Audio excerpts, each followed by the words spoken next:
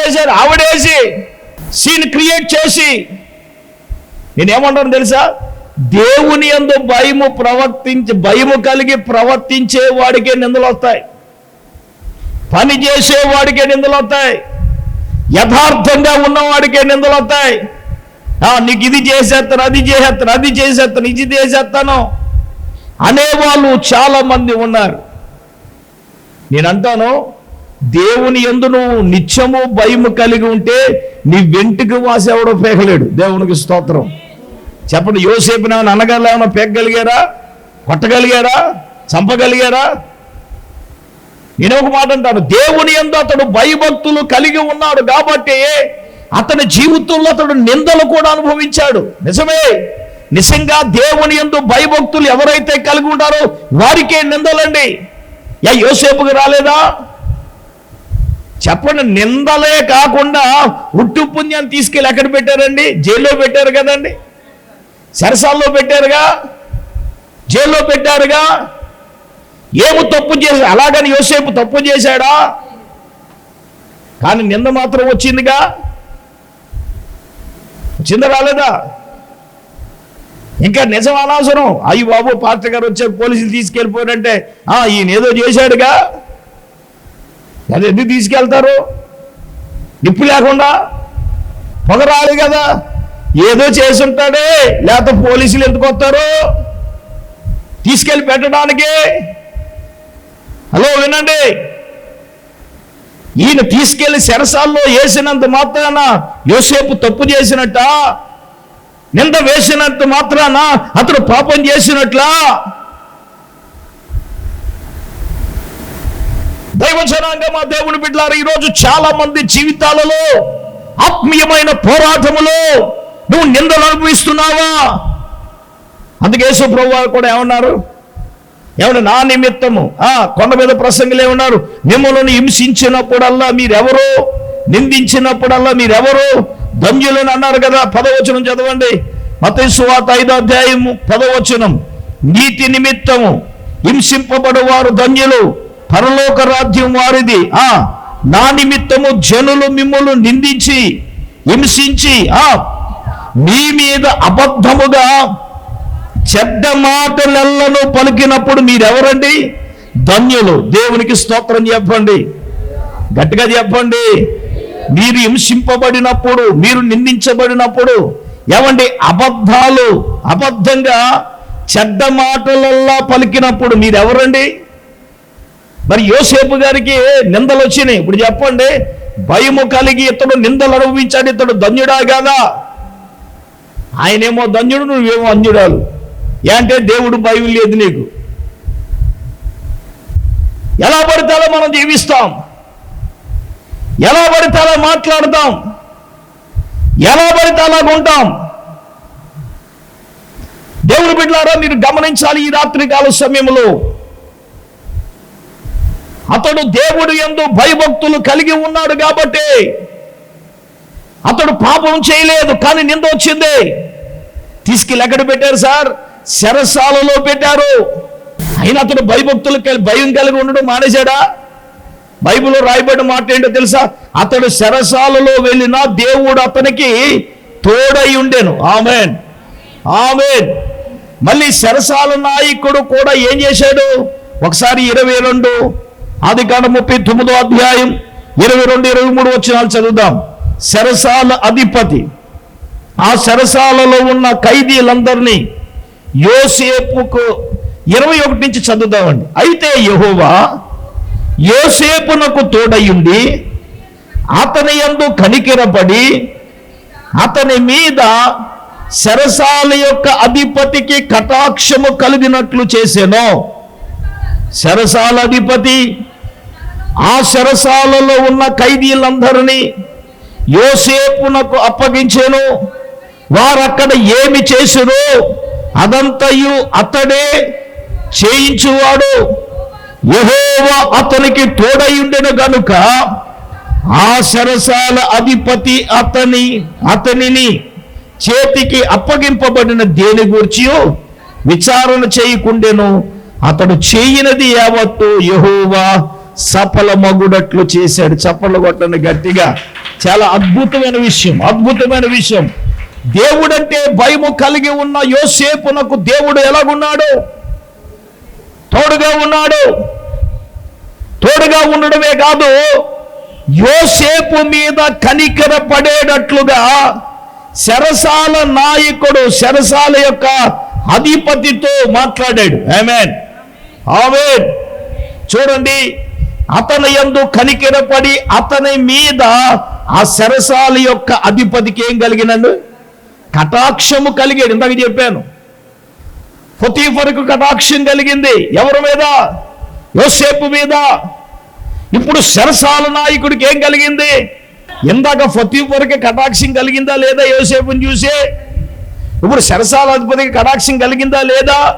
మరి నీ మీద ఎవరికైనా కటాక్షం కలుగుతుందా?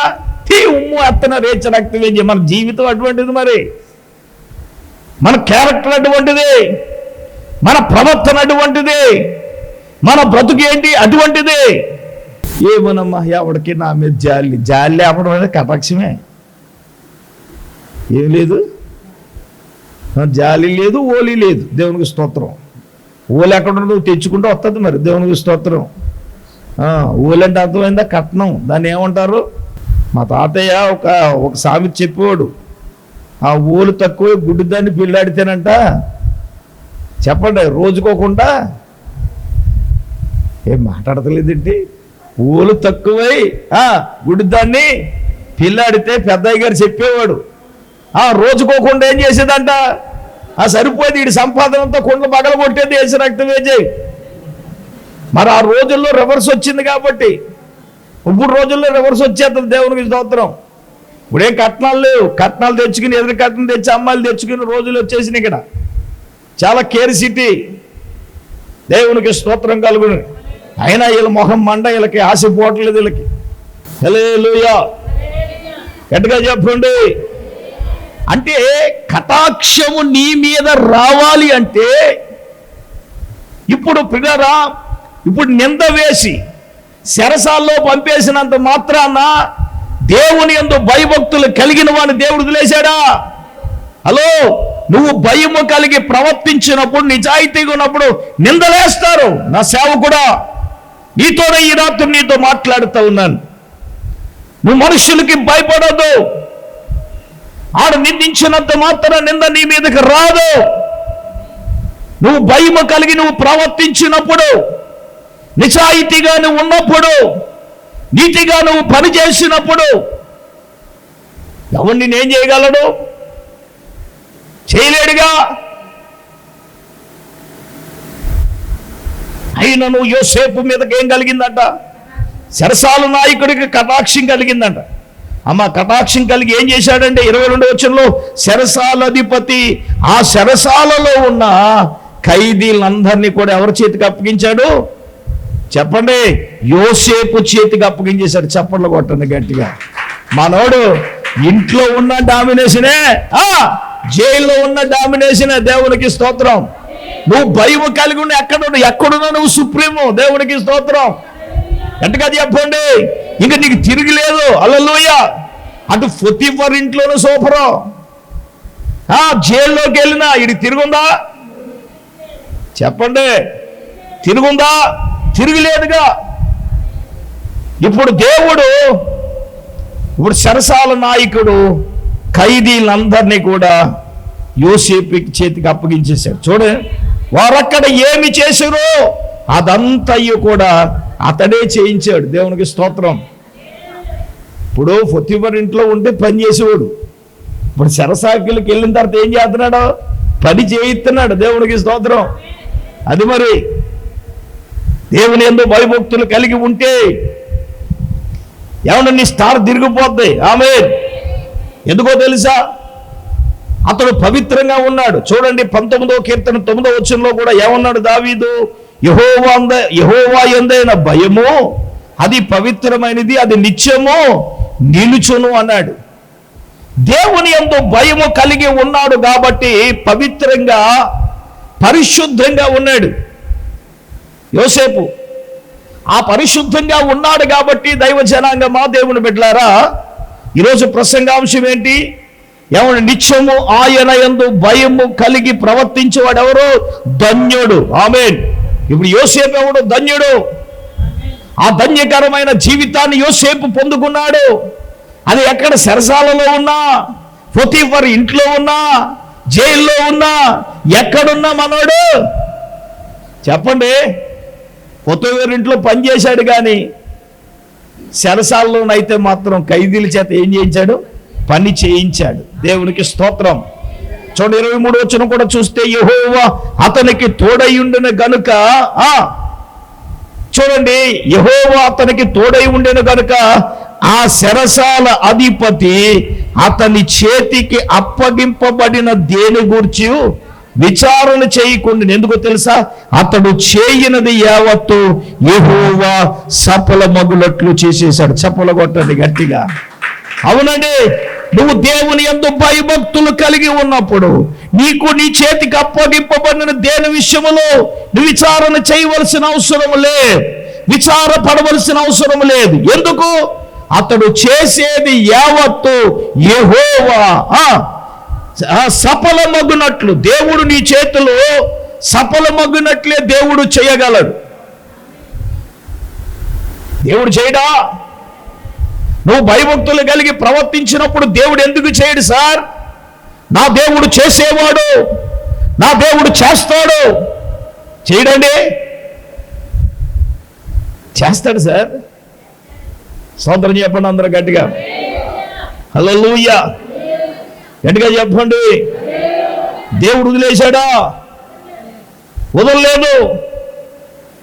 జైలులో అతని పరిస్థితి చూస్తే మరి బెంగటేజ్కి అయిపోయి జైల్లో వేసేసాడు అని ఉన్నాడా? గట్టిగా చెప్పండి. తిని మానేస్తారు చాలా మంది, బెంగటేసుకుంటారు రేసు రక్తం వేసి. ఇడికి బెంగ లేదు, ఏమీ లేదు. ఇడికి పొతీఫర్ ఇంట్లో ఉన్న ఒకేలాగా ఉంది, అమ్మాయి జైల్లో ఉన్నా ఒకేలాగా ఉంది. ఇటు దేవుడు భయము కలిగి ఇతడు ఉన్నాడుగా. సరే, జైల్లోకి వెళ్ళిన తర్వాత పాలదాయకుడు భత్సకారకుడు అని ఇద్దరు తగిలేరు. వీళ్ళకి సమయం లేదు కాబట్టి నేను పరిగెడతాను. వీళ్ళిద్దరికి దర్శనాలు వచ్చినాయి. దర్శనాలు ఎప్పుడైనా వచ్చినాయి మనకి? తినేసి వెళ్తారుగా, పడుకుంటాయి. దర్శనం కాదు, అది కలది. వేసు రక్తం వేచి ఒక ఆవిడ అంటుంది, తాటొచ్చి గుద్దేసిందని దానికి ఏడు చెప్పమంటుంది. హల్లెలూయా. తాటొచ్చి గుద్దేటువంటి దర్శనమా? ఇలాగే ఎందుకు జరిగిందో చెప్పమంటున్నాడు. వాడు ఎక్కడో నేను మీటింగ్కి వెళ్తున్నాను, ఇక్కడ చింతల్లాంక నుంచి ఒక ఆయన ఫోన్ చేశాడు, పాస్టర్ అమ్మ నేను నవ్వుకుంటాం. ఆ రోజు ఆయన వెళ్ళాక కిందది ఏదో బొమ్మరాలు తెప్ప అనే దానికి అక్కడికి వెళ్ళాను నేను వాకింగ్ చెప్పడానికి. ఆడు ఫోన్ చేసి విచిత్రంగా ఉంది. ఇప్పుడు ఆడికంట మనసు లాగేస్తుందంట. నేనేం చేయాలో చెప్పాలంటే ఆడికి ఏసు రక్తం వేసి. నేను అన్నాను, నువ్వు ఎక్కడికి వెళ్ళకుండా ఇంట్లో ఉండరో తలుపేసుకుని, ఏ మనసు లాగదో. ఆడు మొన్న ఫోన్ చేశాడు బిజీగా ఉన్నప్పుడు, ఏసు రక్తం వేసి. అందుకే ఈ మధ్యన అన్నౌన్ నెంబర్స్ ఎత్తట్లే. ఆడు బిజీ ఉన్నప్పుడు ఏదో చేస్తున్నాడు, ఏసు రక్తం వేసి. స్తోత్రం చెప్పండి గట్టిగా. హల్లెలూయా. వీడికి మనసు లాగేస్తుందంట. ఆ లాక్కుండా ఉండి ఏం చేయాలంట? నేనేమన్నా డాక్టర్నా? ఒరే బాబు, నేను ప్రార్థన చేస్తాను, నీకు మనసు లాగదంటే, అబ్బే కుదరదు, ఇప్పుడు మీరు ఏదో సలహా ఇవ్వాలంటున్నాడు. పోనీ ఇటువంటి వాడు తగులుతున్నారు. అయ్యగారు మీ వాక్యం వింటుంది, ఒక నెల ఒక కార్యక్రమానికి, ఒక వారం ఒక కార్యక్రమానికి స్పాన్సర్ చేద్దాం అనేవాళ్ళు మాత్రం ఒకరు లేరు. వాళ్ళకి దర్శనాలు వచ్చినాయి. పాపం ఈయన ప్రార్థన చేసి వీళ్ళిద్దరికీ దర్శనాల యొక్క భావం చెప్పేశాడు. ఒకడికేమో ఏం చెప్పాడంటే, వారి అబ్బాయి నేను తీసేస్తాను, నువ్వు లేచిపోతావు అని చెప్పాడంటే, చచ్చిపోతావు అని చెప్పాడు. ఇంకొకడికి ఏం చెప్పాడంటే, ఒరే బాబు, రాజ్యంలో నీ ఉద్యోగం మరలా నీకు వచ్చేత నీకు తిరిగిలేదంటే, కరెక్ట్గా యోసేపు ఎలా చెప్పాడో వీళ్ళిద్దరికి అలాగే అక్షరాలు అలాగే జరిగింది. జరిగినప్పుడు యోసేపు ఒక మాట అన్నాడు, రే ఇప్పుడు బయటికి వెళ్ళిన తర్వాత ఒరే నన్ను జ్ఞాపకం చేసుకోరంటే, ఈ 2 సంవత్సరాలు మర్చిపోయారు మన వాళ్ళు. రేవు దాటిన తర్వాత, అబ్బా ఎంత బ్రహ్మాండంగా చెప్పారు అంటే, రేవు దాటిన తర్వాత ఏమా తెప్ప అంటే ఇది ఏమైంది? దర్శనం చెప్పేశాడు, భావం చెప్పేశాడు, వెళ్ళాడు, ఉద్యోగం వచ్చేసింది ఇడికి. ఇంకా ఉద్యోగంలో పడిపోయాడు. 2 సంవత్సరాలు అయిపోయింది. వీడి సంగతి ఏంటి? మర్చిపోయాడు. మరి ఉపకారం చేశాడు కదండి. ఉపకారం చేసాడు ఏమన్నా ఊరు బాబు కొంచెం వెళ్ళి బయటికి వెళ్ళిన తర్వాత కొంచెం నా గురించే చెప్పంటే మరి ఆడు మర్చిపోయాడండి. వీడికి ఎప్పుడు గుర్తొచ్చిందో చెప్పనా? రాజుగారికి ఒక దర్శనం వచ్చింది. ఆ దర్శనం యొక్క భావాన్ని కలని అందరూ చెప్పమంటున్నా, శకిల గాండ్లు మంత్రగాళ్ళు వీళ్ళందరూ చెప్పమంటున్నా ఎవరు కూడా ఆ భావాన్ని కలభావాన్ని వాళ్ళెవరూ కూడా చెప్పలేకపోయేటప్పటికి అప్పుడు రాజుగారి దగ్గరకు వచ్చాడు ఎవరు? ఈ పాలదాయకుడు. ఒకసారి చదువుదాం. ఆదికాండం 41వ అధ్యాయం 8వ వచనం చదవండి. తెల్లవారినప్పుడు అతడు మనస్సు, ఎవరి మనసు? రాజుగారి మనసు కలవరపడిన గనుక శిఖిల గాండ్ల మీద అతని విద్వాంసులందరినీ పిలువనంపించి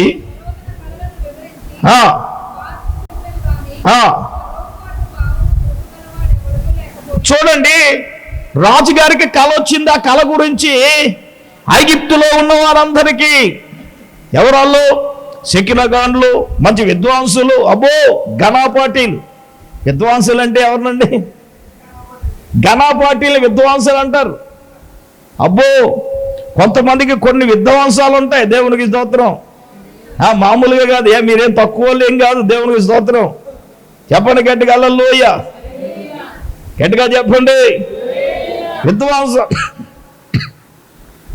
అటువంటి విద్వాంసులందరూ పిలిస్తే రాజుగారికి కల వస్తే ఆ కలభావం చెప్పండి అంటే ఒకడు కూడా చెప్పలేదండి. చెప్పకపోతే పిల్లరా అప్పుడు ఆ పాలదాయకుడు అధిపతి, నేడు నా తప్పిదములను నేను జ్ఞాపకము చేసుకుంటున్నానయ్యా. ఏంటి తప్పిదం? యోసేపు గారు బయటికి వెళ్ళిన తర్వాత బాబును నన్ను జ్ఞాపకం చేసుకోమంటే అప్పుడు ఈడు చదువుదాం ఒకసారి. అప్పుడు పాలదాయకుడు అధిపతి, నేడు నా తప్పిదములను జ్ఞాపకము చేసుకుంటున్నాను. ఫరో తన దాసుని మీద కోపగించుకుని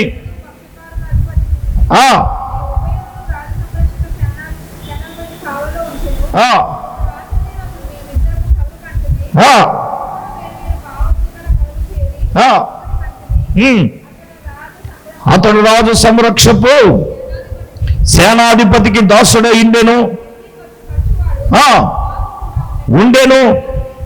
అతడుతో మా కలలు మేము వివరించి చెప్పినప్పుడు అతడు వాటి భావం మాకు తెలిపెను. ఒక్కొక్కరి కల చప్పున దాని భావము తెలిపెను. అతడు మాకు ఏ భావము తెలుపును ఆయా భావములు చప్పున మాకు జరిగేను. దేవునికి స్తోత్రం చెప్పండి. ఈ గురువు గారికి వీడికి 2 సంవత్సరాల తర్వాత గుర్తొచ్చింది. రాజుగారికి చెప్పాడు, అయ్యా మేము జైల్లో ఉన్నప్పుడు మాకిద్దరికి కళ వచ్చింది. ఆ కళభావం మాకు ఎలాగైతే చెప్పాడో యోసేపు అలాగా మాకు జరిగింది అన్నాడు. ఇప్పుడు వెంటనే రాజు అడిగాడు, రే ఇప్పుడు ఆడు ఎక్కడున్నాడు రా అంటే, అయ్యా జైల్లో ఉన్నాడయ్యా అండి. అప్పుడు వెంటనే సరసాలలో ఉన్నటువంటి యోసేపుని ఏం చేశానండి, బయటకు తీసుకుని వచ్చి అడిగి సౌరవు చేయించి మంచి బట్టలు వేసి, అబ్బో హల్లెలూయా, బైబిల్లో రాయబడి ఉంది, అడిగి సౌరం చేయించి మంచి బట్టలు కట్టించి ఫరో యొద్దకు ఆయన ఏం తీసుకొచ్చాడంట. దేవునికి స్తోత్రం కలుగునుగా. దేవుని బిడ్డలారా గమనించండి, సరసాలలో ఉన్నాడని యోసేపును దేవుడు వదిలేయలేదు. కష్టాలు వచ్చి భయభక్తులు కలిగి ఉన్నప్పుడు నీ కష్టాలు వస్తాయని నా దేవుడు కష్టాల్లో నేను వదిలేసేవాడు కాదు. నేనంటాను, ఒకానొక టైం వస్తుంది, ఆ టైంలో నీకున్నటువంటి కష్టాల నుంచి, నీకున్న ఇబ్బందుల నుంచి, నీకున్నటువంటి ఇరుకుల నుంచి నా దేవుడు నిన్ను విడిపించగలడు. ఆమేన్. కష్టాల్లో వదిలేసేవాడు కాదు, బాధల్లో వదిలేసేవాడు కాదు, నిందలలో వదిలేసేవాడు కాదు, అవమానాల్లో వదిలేసేవాడు కానే కాదు. యోసేపును ఒకానొక సమయంలో దేవుడే జ్ఞాపకం చేసుకుని అతను తీసుకుని వచ్చి సౌరము చేయించి మంచి వస్త్రాలేగా ప్రార్థనాపూర్వకంగా రాజుగారు కల చెప్పినప్పుడు, ప్రియులారా నేనంటాను, ఆ కలభావాన్ని యోసేపు ఫరో గారికి చెప్పగా అతని అధిపతులకి వాళ్ళకి ఏమైంది? సమ్మతయింది. దేవునికి స్తోత్రం కలుగునుగా. చెప్పండి గట్టిగా హల్లెలూయా. పోనీ ఏదో నేను తిరగేసేసాను, బాల్ వేసేసాను అంటలేదు. ఏదో నా దేవునికి ప్రార్థన చేశాను కాబట్టి, ఆయన వివేక జ్ఞానం ఇచ్చాడు కాబట్టి ఏమండి నేను చెప్పగలిగాను అన్నాడు. అదవుతుందా?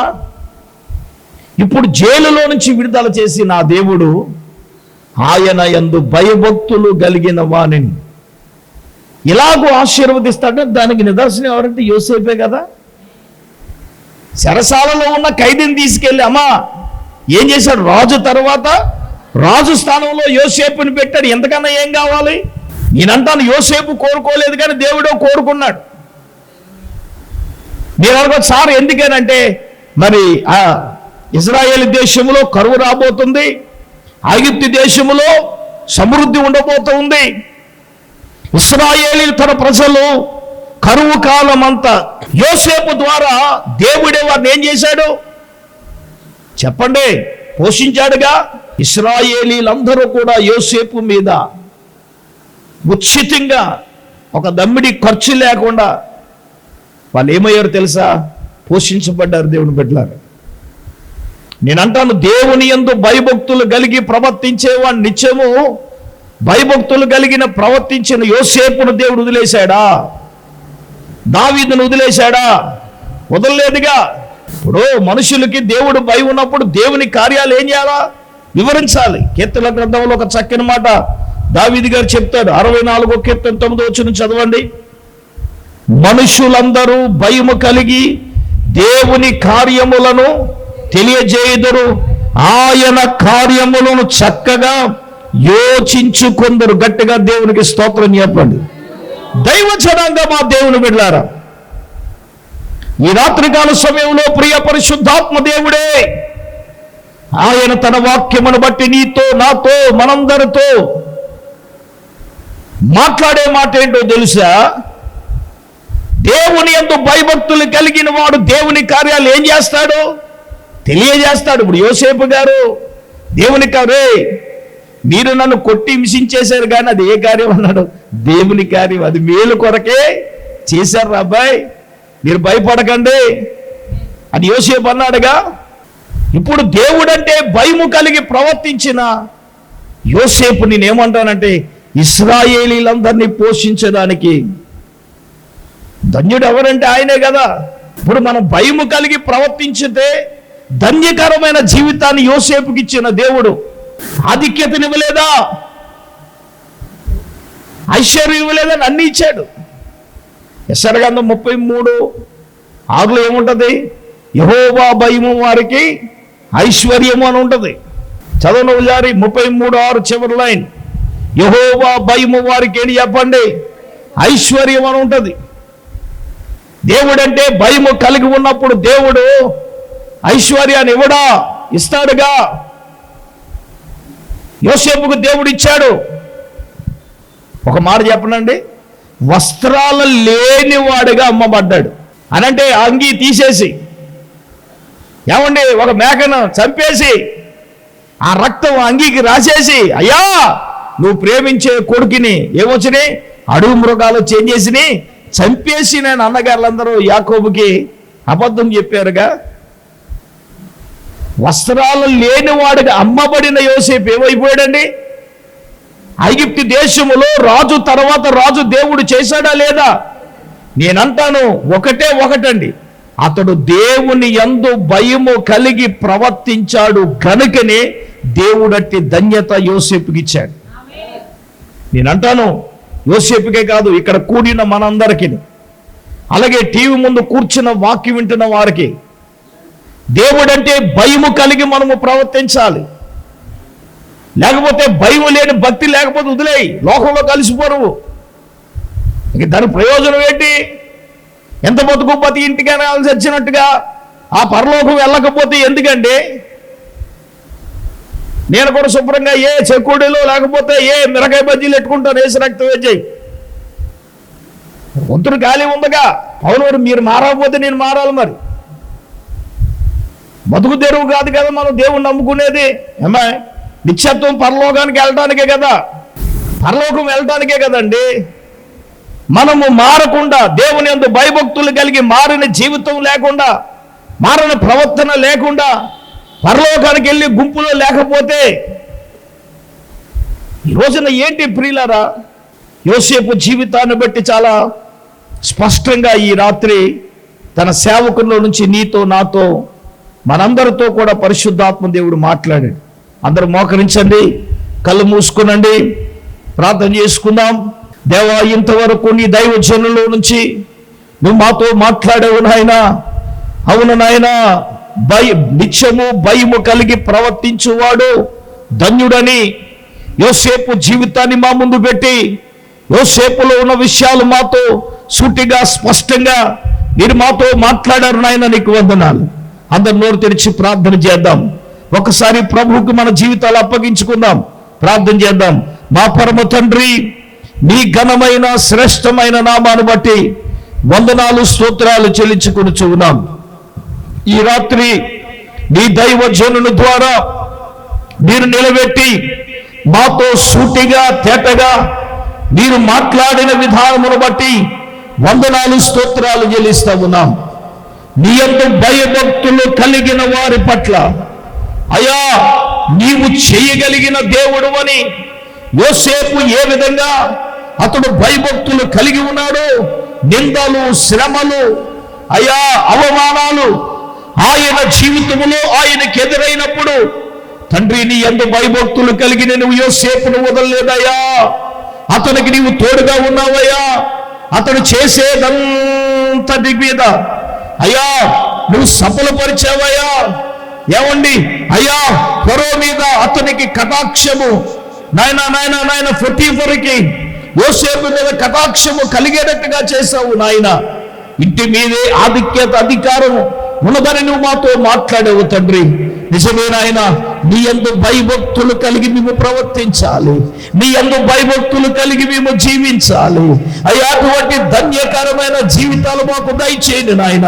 ఒకవేళ నీ యందు భయభక్తులు కలిగి లేవేమో, ప్రవర్తించడం లేదేమో, అందుకే సఫలత అనేది మా జీవితంలో చూడలేకపోతున్నాం. కష్టాలే, శ్రమలే, ఇబ్బందులే నాయన. ఇబ్బందుల్లో సమస్యలు ఉన్న వారికి విడుదలనివ్వండి, ఆర్థిక సమస్యలు ఉన్న వారికి విడుదలనివ్వండి, అనారోగ్యముతో ఉన్న వారికి విడుదలనివ్వండి, కోర్టు సమస్యలతో బాధపడుతున్న వారికి విడుదలనివ్వండి. అలాగే నాయన స్కూళ్ళు రీఓపెన్ అవబోతూ ఉన్నాయి. పిల్లల ఎడ్యుకేషన్ కొరకు తల్లిదండ్రులైన వారు ఆందోళన చెందకుండా ఉన్నట్లుగా తండ్రి తగు ఆర్థిక సహాయాన్ని నీ బిడ్డలందరికీ అందించమని ప్రార్థన చేస్తా ఉన్నాం. తండ్రి మీరే మహిమ కలిగిన కార్యాలు ప్రతి ఒక్క బిడ్డ జీవితంలో మీరు చేయమని, ఇక్కడ కూడిన బిడ్డలు అలాగే అయ్యా టీవీ ముందు కూర్చుని వాక్యం విన్న కుటుంబాలు కూడా దీవించి ఆశీర్వదించమని మా నాథుడైన యేసు నామము పేరిట అడిగి వేడి కూర్చున్నాను మా పరమ తండ్రి, ఆమేన్.